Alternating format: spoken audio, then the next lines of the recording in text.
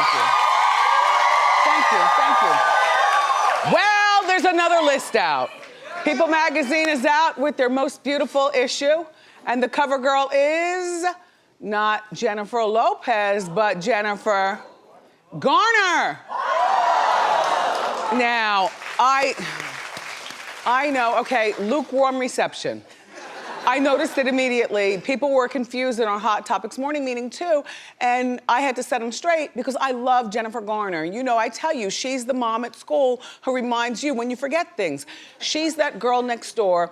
She's that woman who doesn't need a whole bunch of beauty on the outside to make her beautiful. She's a natural beauty, but most importantly, her beauty is on the inside. And here's the thing. Then I became conflicted because in my opinion, and I love People magazine, but you guys have been selling us on outer beauty all these years. You know, not for nothing, people are confused. I understand you, co-host. You know, people want a glitter dress and next to nothing, a lot of skin and bombshell, right? I think this is the first year in the history of People magazine, and I guess it speaks to the times in which we live, all of us. We are all starting to appreciate what's on the inside. And let me tell you about her. She's got a lifestyle branding company where she sells all kinds of natural stuff. I think the prices are pretty reasonable. You know, stuff that like you and I can buy. The moisturizer, she doesn't sell it, she tells us about it. Kind of like what Gwyneth Paltrow does, except the normal people way. She owns an organic food baby company. Wouldn't you buy organic food from her if you had a baby? Yeah, I would. And I've told you that while Jennifer Lopez is friend in my head and friend to the show, this Jennifer right here, Garner, has always been a friend in my head. It kind of took the turn when she got with Ben Affleck, who's been with both Jennifers. When she got with Ben Affleck, and I'm gonna tell you why. Because remember when Affleck was with Lopez, he was glamour boy. Somebody we had never seen before. Many of us fell in love with him during those years. And then he got with Jennifer Garner and all of a sudden he's the random guy who still happens to, if you squint, could be beautiful. But he became really more like the dad next door. Well, you know what, People magazine, I give you a thumbs up for this one. Jennifer Garner, thumbs up to you too. This, everybody, is what you call attainable beauty. Attainable beauty, and I don't mean that as an insult or a read. People magazine will be on newsstands Friday. Inside, I'm sure, is where you see the bombshells. You know, next to naked with the glitter. Well, another really beautiful cover that's going around is Puffy and his children on the cover of Essence magazine. Yep. They thought it was so nice, they did it twice. They're two covers. And inside, it's a very short article. It's done by Dream Hampton, who's a journalist from back in the day, so she's still keeping work. She did the interview with Puffy, so that's friend talking to friend. And Puffy inside, it's short, like I said, he's talking about being a full-time dad since the tragic death of Kim Porter, who was the mother to 2 of his kids, right? Three of his kids, because the twins and then the 2 boys. Yeah. And there's the dearly departed Kim there with Puffy. But he's talking about what it's like, you know, and he does compare, yes, the massive wealth that he has, but he says these days nothing matters more than being a dad. But you know what? I also think that comes with age. And he's probably bored with being so money. I mean, not bored to the point where he wants to give it all away. But I mean bored, like how long has Puffy been wealthy? As long as we've known the name Puffy. And you know, now he's nicely and maturely grown into that. He still likes to have fun. You can catch him on a yacht, you know, with the Playgirls. But he also says that his main priority is making sure that his kids are well taken care of, emotionally, spiritually. And that's a good thing. Nice covers. It is so, so beautiful outside. I feel so good. You know what I think I'm gonna give you today? Other than give it to you good. No, I think I'm gonna give you one of my almost legendary after shows. So after the show, then go to wendyshow.com and I'll talk to you. Yeah, I will. Anyway, but don't get too used to them. So Destiny's Child, the musical, is coming to Broadway. Okay. I know what you're thinking. You're thinking that Kelly and Beyonce and Michelle are behind it. The answer is no, no, and no. So far, I don't even know if they've sanctioned it. It's going to be told from the perspective of Matthew Knowles, Beyonce's father. Oh, well, I think that this would be better than than the musical with the girls. Because then the storyline will be written by the girls, and I know the girls are very truthful with us in some ways, but when you write your own story, like these girls, to write their own story, they would water down their own storylines. Like, who is Kelly, really? I'm playing. Old joke. Matthew is not her father. But I think that this is going to be a good one. You wanna know why? I, for one, and I'm nosy, but I, for one, do wanna know how it was when Matthew had his 6-figure job as a career man at Xerox.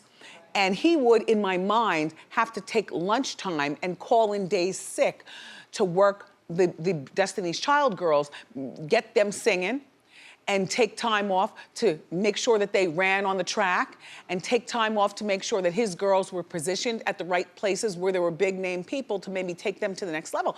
I think that a parent like Matthew Knowles and Tina both sacrificed a lot. And I wanna know how that sacrifice affected their marriage, in the early years. I mean, we know now they're divorced and they're both, happy in being divorced and in their own lives. But I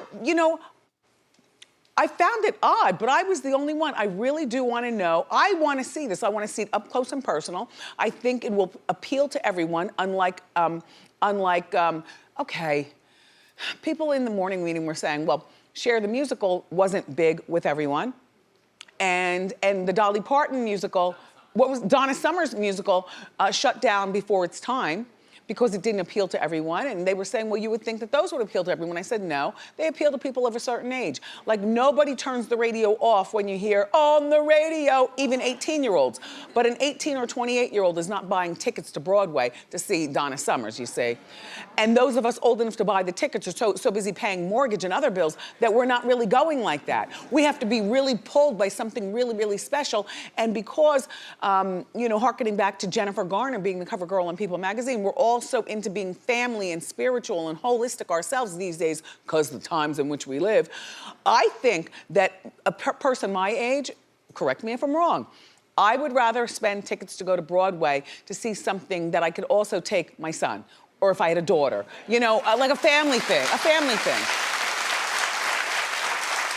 Not so much a girls' night out.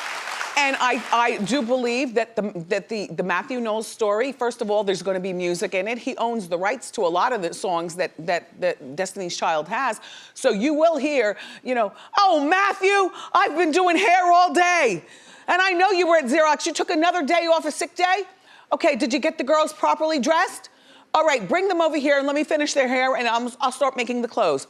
Yeah, Matthew, the bills, bills, and then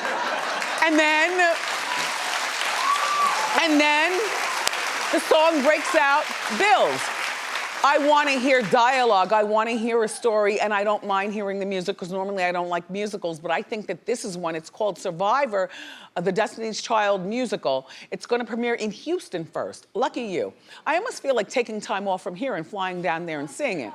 So they're gonna tweak it and do stuff there. That's where Beyonce and them are from. And then next year, it plans on hitting Broadway. But I wanna see it in Houston. I gotta make a reason to get to Houston. I wanna see this regardless. I think this is fun for the whole family. Congratulations, Matthew, and good luck.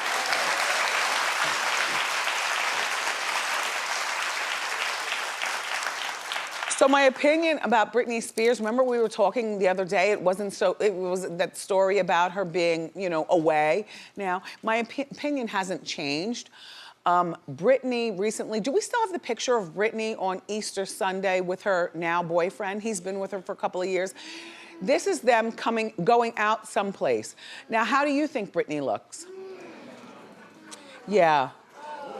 I thought the same. Well, this is them. Like I said, Easter Sunday. I still think that this boy is not a bad young man for her. They've been together for a couple of years. He hasn't been selling stories. I don't think he's with her for the money. I think he's with her because he really does care and adore Britney. And we don't know anything about him. I can't even think of his name. Sam. Oh, that's a nice name. Sam. Anyway, I really do think that, also, I really do think that Britney is in a bad state of mental affairs right now, and I wonder whether she'll ever go back and absolutely perform for you the way you want her to. And I know that people say, free Britney, that's the big campaign, but Britney might not be freeable now or ever. There are people who go away. Right now they're trying to calibrate her medication. So from what I understand with the doctors, not her doctors, but the doctors, they take you off of everything, and then it takes a while to get your body recalibrated. Clap if you're familiar with what I'm talking about, you know? And then, once they get her recalibrated, who's to say that she's gonna be well enough to come out of the facility that she's in right now, because they have her in a facility. They're calling it being locked away. That sounds cruel, but really she's away. She can't do anything without the supervision of anybody. And when she gets recalibrated, how about this? How about, because she's a country girl, she always wanted to be a mom, a mom, a mom. That's what she says. This performance thing just kind of took off like a lightning bolt, and now, you know, she's, you know, on the stage all the time doing all the shows, and she does that for you because she adores you. But what about what Britney really wants? From the things that I've read about what Britney really wanted in the very beginning, even when she was on the Mickey Mouse Club, her thing was, you know, oh, one day I want to be a mom. Even when she was a little girl, I want to be a mom, and I want to be, you know, married, and I want to live in the country. Well, the most recent part of those are her two sons. The most recent part of this story is that she spoke out yesterday, and she's trying to assure her fans that she's just fine. This is just yesterday. You take a look. Hi guys, just checking in with all of you who are concerned about me. All is well. My family has been going through a lot of stress and anxiety lately, so I just needed time to deal. But don't worry, I'll be back very soon.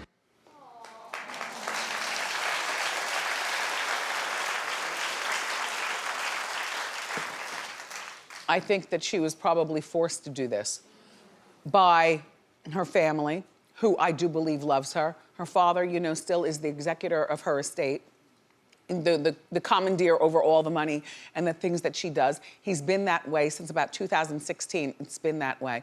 You know, this is a grown woman and a mother, and he's still captain over her thing. I don't believe he's a bad man trying to steal from her. I don't believe the mother is a bad woman or trying to steal from her. I just don't believe, I believe this is a good family and Britney is in a bad way. And they made her say this to make you, her Britney fans, not worry about her. Will we ever see her back on stage? I don't know. If she goes back on stage, is she doing it for you or is she doing it for her? I don't know. Let's move along.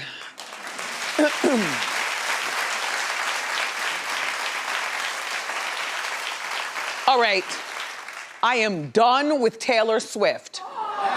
Yup. I was a Swiftie. I was down. I like the mean girl Taylor. I like the long-legged Taylor. I like the flat booty Taylor. I hate when she succumbs to the booty thing and then wears the booty pops. I like Taylor Swift, but not anymore. Nope.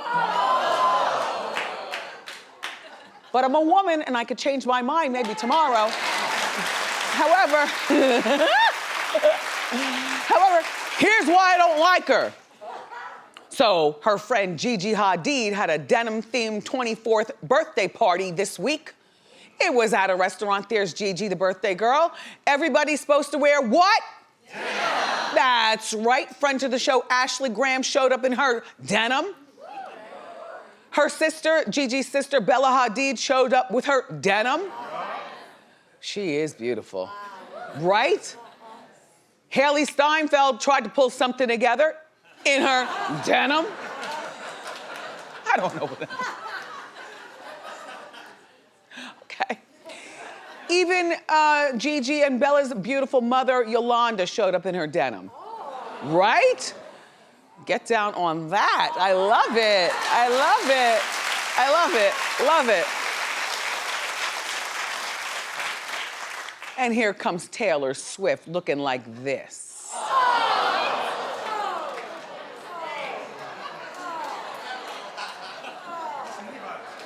Clap if you're with me.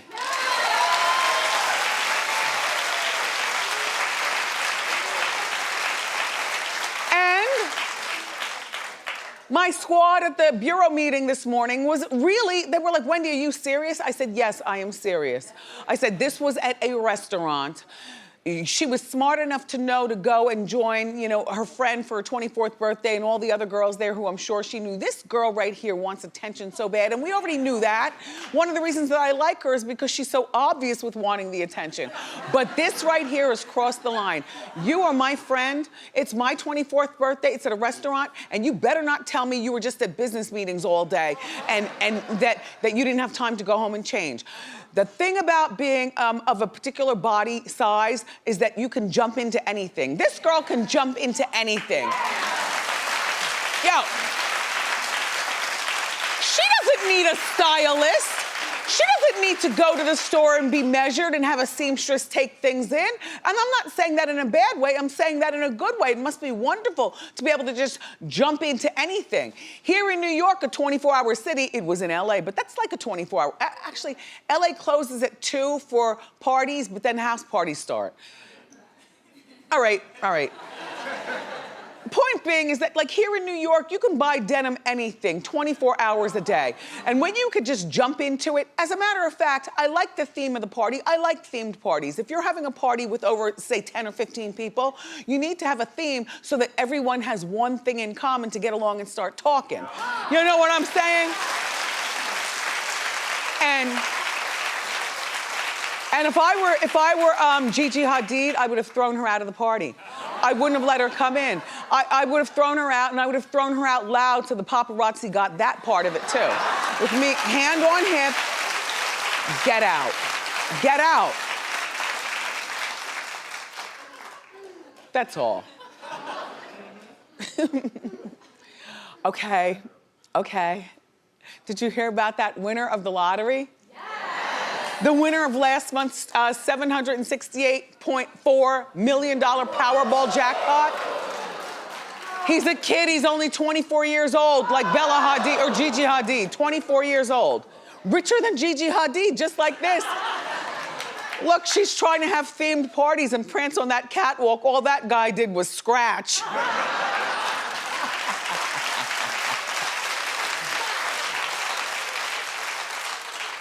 We know not much about him except enough to find out. He's 24 years old. His name is Manuel Franco. That's a nice name. And he's from Wisconsin. And he has a girlfriend. Well, I'll tell you the rest of that story in a minute. And no, she's not pregnant. He spoke out, and then I'll speak to you. Go ahead. I simply just can't believe that an ordinary guy like me could ever win the Powerball. It was amazing. My heart started racing, blood pumping. My blood felt warm. I screamed for about 5 or 10 minutes. It's amazing. It feels like a dream, and it feels honestly like any moment I'm going to wake up and I'm just going to be back in my room, you know, my bed, laying, and it's going to be a disappointment, but I can see that you guys are all here and it's not that way. Oh. He took the lump sum payout, which was $326 million after taxes, so he gets the lump sum. You know how he said he was screaming? Okay, how do you think he screams? Hold on. Do you think he screams like this? Ah! Or do you think he screams like this?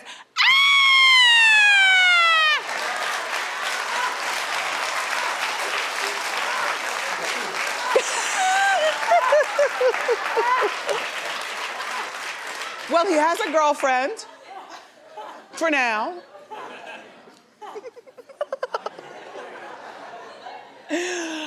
He said he bought okay, here's the story.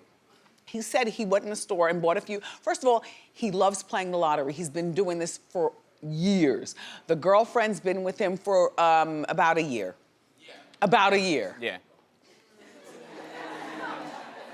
So he said that he went in the store and she was in the car and he bought a few tickets.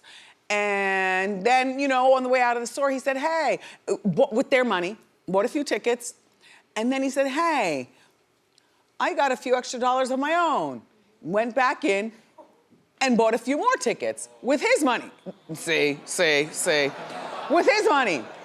So he puts his tickets in his pockets. He's got their tickets in his hand. He gets in the car like any other day in Wisconsin.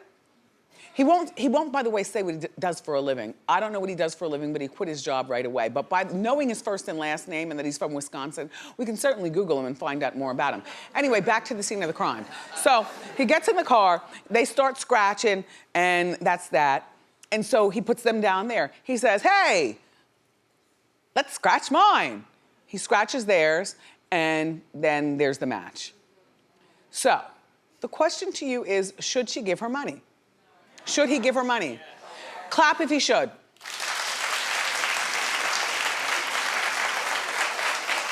The girlfriend of 1 year, clap if he shouldn't.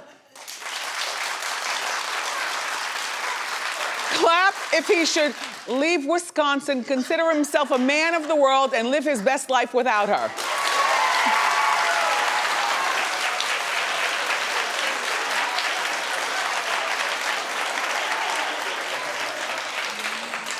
You know, not for nothing, this is certainly the kind of story that interests me. Like, I love The Lottery Ruined My Life on TV. The Lottery Changed My Life. I like when they win the lottery and then they go on HGTV and pick a house. I love this. Will this kid be broke in 5 years? They say he's very, very smart. He had a lawyer off to the side. You can't see the lawyer. The lawyer is already right there. The lawyer was probably the one who told him, look, you mention the girlfriend as you win, because he mentioned the story I just told you about the tickets. He mentioned it right here at his press conference. Will that prevent her from suing? I don't know. Will she sue? I don't know. Will he be smart with his money? I don't know. Will the lawyer see a young boy who might be a hayseed? You don't know. He might be like really smart, or he might not be so smart, and the lawyer will get at least 75 million of that 300 and something walk-up.